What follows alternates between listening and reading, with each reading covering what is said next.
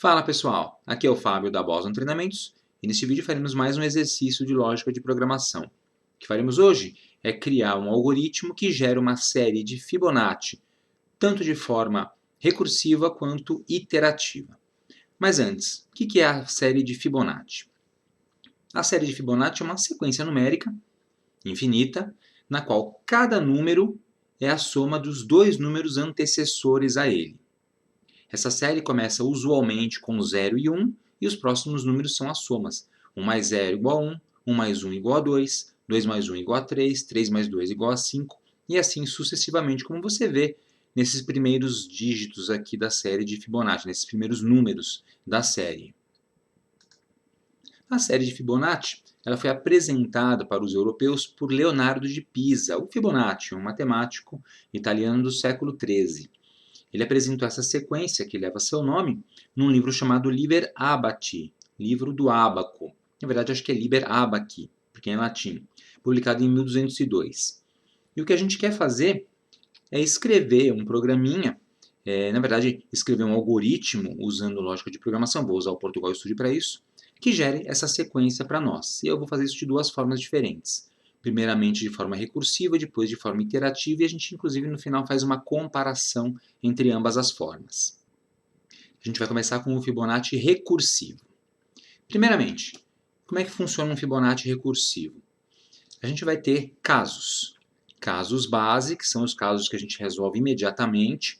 Dado um número x, o resultado é y e acabou, não precisa fazer cálculo. E teremos o caso geral, para o qual a gente vai ter que aplicar o algoritmo para poder gerar e descobrir quais são os números que a gente vai precisar. No caso do Fibonacci, a regra é a seguinte. 0 e 1, como casos básicos, se você alimentar a função com 0 ou com 1, o resultado imediatamente é 0 ou 1, ou seja, é o próprio número que você alimentou. Se x for igual a 0, o resultado da função é 0, se for 1, o resultado da função é 1.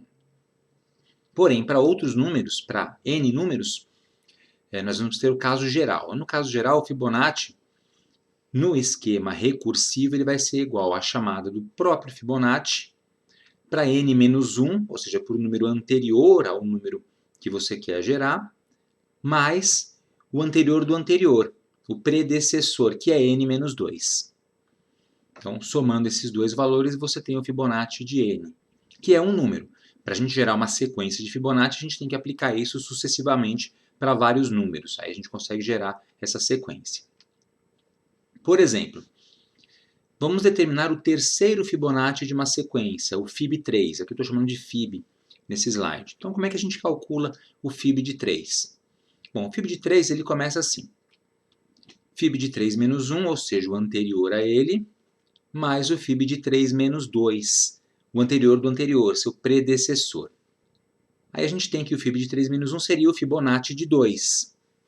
E o Fibonacci de 3 menos 2 seria o Fibonacci de 1, porque 3 menos 2 é 1. Note que 1 é um caso base. Então, o que a gente vai ter é que o Fibonacci de 2, que não é um caso base, é o Fibonacci de 2 menos 1, que é o seu antecessor, mais o Fibonacci de 2 menos 2. Veja que a gente está chamando a mesma função diversas vezes. Chama função dentro dela própria. Isso vai ser somado com o Fibonacci de 1, só que esse é o caso base, esse a gente já sabe a resposta. Fibonacci de 1 é 1. Então eu vou somar 1. Na sequência a gente resolve Fibonacci de 2 menos 1 como sendo Fibonacci de 1, porque 2 menos 1 é 1. E o Fibonacci de 2 menos 2 é o Fibonacci de 0, porque 2 menos 2 é 0. Veja que temos mais dois casos base, ou seja, a gente vai chamando a função recursiva até chegar nos casos base. E a gente soma isso com aquele 1 que já obtivemos anteriormente. E aí, Fibonacci de 1, caso base, é igual a 1. Fibonacci de 0 é igual a 0. Mais 1, 1 mais 0 mais 1, e o resultado é, o terceiro Fibonacci é o número 2. E aí, se a gente chamar uma tabelinha de Fibonacci, a gente vai verificar que o 0º Fibonacci é o 0, o primeiro é 1, o segundo também é 1, porque 1 mais 0 é igual a 1, e o terceiro é o 2, porque 1 mais 1 mais 0 é igual a 2. No caso, 1 mais 1, só que importa porque 0 não vai afetar a soma. Então, são sempre os dois antecessores que a gente vai somar. E 2. Então, o terceiro Fibonacci é 2. Veja que a gente começa a contar do 0 aqui. Tá? Dependendo do sistema, alguns matemáticos consideram a série de Fibonacci como começando neste 1, não no 0. E o próprio Leonardo de Pisa ele entendia a série numérica, que não tinha esse nome na época dele, como começando no 2. Mas isso é indiferente porque o algoritmo é o mesmo para todos os casos. Legal? Então agora a gente vai lá para o Portugal Studio e vamos implementar esse algoritmo do Fibonacci recursivo. A gente vai escrever em código isso que eu mostrei aqui funcionando. Para facilitar um pouco nossa vida e não demorar demais, eu deixei um pedacinho do código já pré-escrito. Dentro da função início, o código principal do programa, com essas mensagens. Obter a sequência de Fibonacci, digite o número, lê o número que o usuário digitou e coloco na variável número, e depois eu executo um laço para, com o contador iniciando em 0, até menor do que número, para a gente poder gerar a sequência de Fibonacci que começa no 0º. E aí eu mando escrever o Fibonacci do índice i. Na verdade, ele vai gerar toda a sequência de Fibonacci desde 0 até o número que o usuário pediu, até a posição que o usuário pediu. Então, esse número aqui é o número de posições, ou o número de valores de Fibonacci que vão ser gerados. Basta chamar a função uma vez e todos serão gerados. Só que a gente precisa criar essa função. Então, aqui embaixo, função Fibonacci, temos um to do, a fazer, e aqui eu vou criar esta função. Então, primeira coisa que a gente vai fazer, vamos declarar a função. Função, o nome dela vai ser Fibonacci, ela vai retornar um número inteiro. Então, inteiro, Fibonacci, que eu chamei de Fibonacci aqui em cima, e ela vai receber como parâmetro o número inteiro também, que eu vou chamar de x. Pode chamar o que você quiser, evidentemente. Dentro dessa função, a gente primeiramente verifica os casos base. Então, se x for igual a 0 ou x for igual a 1, aí eu vou envolver ambos com esse parêntese externo. Então, se x for igual a 0 ou x for igual a 1, a gente retorna o próprio x. Certo? Porque são os casos base. Beleza. O que eu faço na sequência? Se não for, eu vou chamar a recursão. Como é que eu faço essa chamada recursiva? Eu escrevo simplesmente um retorne e chamo de novo a própria função. Fibonacci de x menos 1 mais o Fibonacci de x menos 2, ou seja, o anterior e seu predecessor. Exatamente como a gente viu lá no exemplo do slide. Então, se o usuário digitar 0 ou 1, vai retornar o próprio número. Se ele digitar de 2 em diante, ele vai retornar o Fibonacci chamando a própria função recursivamente. E aí a gente faz um teste, então. Vamos executar aqui para ver. Obter sequência de Fibonacci. Entre com o número. Vamos supor que ele digitou 1. Então, retornou 0. Porque eu gerei apenas um Fibonacci. Lembre-se, isso aqui é a quantidade de números da sequência que eu quero gerar. Não é a posição especificamente. Vou gerar outro. Vamos supor que eu queira os 5 primeiros Fibonaccis. Estão aí os 5 primeiros. 0, 1, 1, 2 e 3. Veja que cada número é a soma dos dois anteriores. Vamos supor aqui o 10. Tá aí, 10 números de Fibonacci. Beleza, está feito.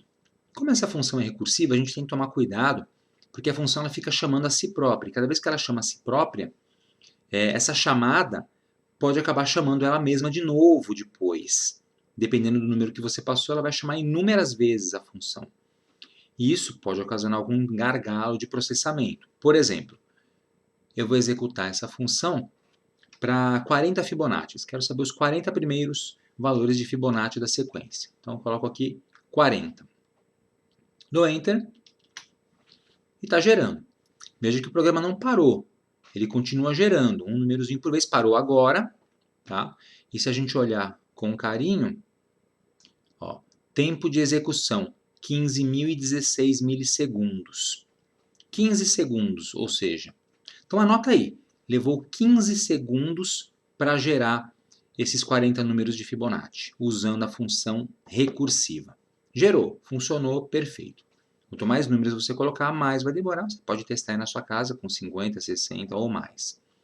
Beleza, vamos fazer também essa função agora, só que de forma iterativa, ou seja, usando laços de repetição.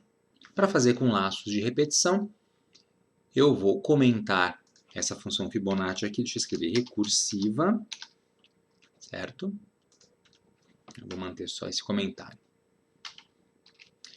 E vou aqui embaixo finalizar o comentário. E aqui eu vou criar uma outra função agora. Fibonacci iterativa. Beleza, para fazer essa função Fibonacci iterativa, o comecinho é igual. Tá? Eu vou copiar esse comecinho aqui. Função inteira, Fibonacci, recebe um número inteiro. Beleza. Só que agora eu vou precisar de algumas variáveis específicas. Como ela é iterativa, ela não vai ficar chamando a si própria, eu vou ter que indicar quem é quem dentro da função. Então eu vou usar alguns números, umas variáveis inteiras. Tá? Eu vou usar uma variável para gravar o penúltimo número, o número atual e o antepenúltimo. Ou seja, o atual, que está sendo gerado agora, o anterior a ele e o anterior do anterior, que é o antepenúltimo, que são os dois que são somados para gerar o atual. Então eu vou chamá-las de antepenúltimo, antepenum, penum e número atual. Esses serão os nomes das variáveis. Penúltimo eu vou inicializar com 0. O número anterior eu inicializo com 0. E o número atual eu vou inicializar com 1. Tá? Então, porque o primeiro número da sequência é 0 e o segundo número da sequência é 1. Começa com 0 e 1. Então, o número atual 1 e o penúltimo 0. Não tem antepenúltimo, não tem um anterior ao primeiro. Mas ele vai surgir durante o cálculo. E aqui a gente faz o seguinte, caso base. O caso base continua existindo. Se x for igual a 0 ou x for igual a 1, a gente simplesmente retorna o próprio x. Porque essa regra permanece, ela continua sendo a mesma. Agora, para qualquer número acima de 2, né, de 2 para cima, a gente vai ter que fazer o cálculo iterativo. Para isso a gente usa um laço de repetição, um laço para. Aí eu vou fazer um para com variável contador aí começando em 2. Por que começa em 2? Porque o primeiro número, o zerésimo, e o primeiro número da sequência de Fibonacci, que seria na verdade o primeiro e o segundo números, estão aqui em cima nesse caso base. Você pode pensar como se fosse um vetor, para não se confundir. O vetor começa a contar do 0. Então, posição 0, posição 1 já estão dadas. Tá? É o próprio valor. Posição 2 em diante é que a gente precisa calcular. Então, começando em 2, enquanto i for menor ou igual a x, tá? Tem que ser menor ou igual ao número que o usuário pediu, e aí, i mais mais. O incremento de 1 em 1. Então, i menor ou igual a x, porque eu preciso ir até o próprio valor que o usuário pediu, né, para poder gerar todos os números corretamente. E aqui a gente simplesmente vai fazer o seguinte, ó. O antepenúltimo número recebe o valor que está no penúltimo, penum. O penúltimo recebe o valor que está no número atual. E o número atual, e aí o grande segredo, ele recebe o que está no antepenúltimo, antepenum, somado com o que está no penúltimo número. Ou seja, a soma do seu antecessor e do predecessor dele. Aqui está aquela grande formulinha do Fibonacci. E essa troca aqui em cima, né, essa atribuição, é justamente para que cada vez que eu gerar um número, eu gerar sempre o próximo. É como se eu estivesse andando com um índice. O antepenúltimo passa a ser o penúltimo passa a ser o atual. E é só. É o que a gente precisa. Então, o laço vai rodar de 2 até o número que o usuário escolheu e os números vão sendo gerados. Vão sendo somados para gerar o Fibonacci. Lembrando, isso aqui vai gerar um Fibonacci por vez. Você vai jogar depois essa função dentro de um laço de repetição para ir gerando os Fibonaccis de uma sequência completa. Também daria para programar isso direto aqui dentro, mas eu não quero deixar muito complicado esse código, porque não é o objetivo desse vídeo. Feito isso aqui, é só a gente retornar. Retornar o quê? O número atual, porque no final das contas esse aqui vai ser o somatório de todos os antecessores até chegar nele. Então, retorne o número atual. Vamos rodar para ver se funciona? Então, olha lá, está feito. Esse aqui é o Fibonacci iterativo, rodando. Entre com o número 5. Tá, gerou os mesmos 5 Fibonaccis. Entre com o número 10. Os 10 primeiros Fibonaccis. Veja que não é o 10º Fibonacci, são os 10 primeiros. Tá? Se você quiser saber qual é o 10º Fibonacci, você vai lá no programa principal e manda simplesmente imprimir o valor de Fibonacci de i. É só isso que você precisa fazer. E para finalizar, vamos comparar o Fibonacci iterativo com o recursivo. No recursivo você viu que eu tentei gerar o Fibonacci, os 40 primeiros Fibonaccis, e demorou 15 segundos para isso. Vamos tentar gerar os 40 primeiros Fibonaccis aqui utilizando essa função iterativa, olha, veja que para os 10 primeiros levou 1,7 segundos. Vou tentar gerar os 40. Então, 40 Fibonaccis, vamos ver quanto tempo demora? No Enter, pronto, já gerou. Muito mais rápido. Se você olhar, olha só, 7,9 milissegundos. Na verdade, pode ser mais rápido. Clico, coloco lá 40, Enter, gerou. Veja que ele não fica gerando um, depois outro, parados. 2,4 milissegundos. É muito mais rápido do que o esquema recursivo que a gente viu anteriormente. Funcionam, ambos os esquemas, dão um resultado correto, só que às vezes o código iterativo é mais rápido que o recursivo. Por isso, sempre tem que tomar cuidado quando você for utilizar funções recursivas. A programação delas fica mais enxuta, é mais simples e às vezes isso é uma grande vantagem, tá? Principalmente para algoritmos complexos. Mas às vezes a performance acaba sendo um gargalo, tem que levar em consideração isso. Complexidade do algoritmo versus performance do algoritmo. O que é melhor, o que é mais importante para cada caso. E aí você decide o que usar, recursivo ou iterativo. Tranquilo, gente? Então tá aí. Lógica de programação, algoritmo de Fibonacci, tanto recursivo quanto iterativo, com um comparativo de performance no final entre ambos. Então é isso aí, pessoal. Espero que vocês tenham gostado desse vídeo. Aproveitem para se inscrever aqui no canal da Boston Treinamentos, se vocês não forem inscritos ainda. E se já forem inscritos, cliquem no sininho aqui embaixo para ativar as notificações e assim serem avisados quando tivermos conteúdo novo postado aqui no canal. E se você quiser contribuir com a Boston Treinamentos, torne-se membro do nosso clube de canais. Temos o link aqui embaixo na descrição do vídeo e também o botão Seja Membro do YouTube com as instruções. E não deixe de acessar o nosso website www.bostontreinamentos.com.br, além de nos seguir nas redes sociais, que estão aparecendo aqui em cima. Obrigado e até a próxima!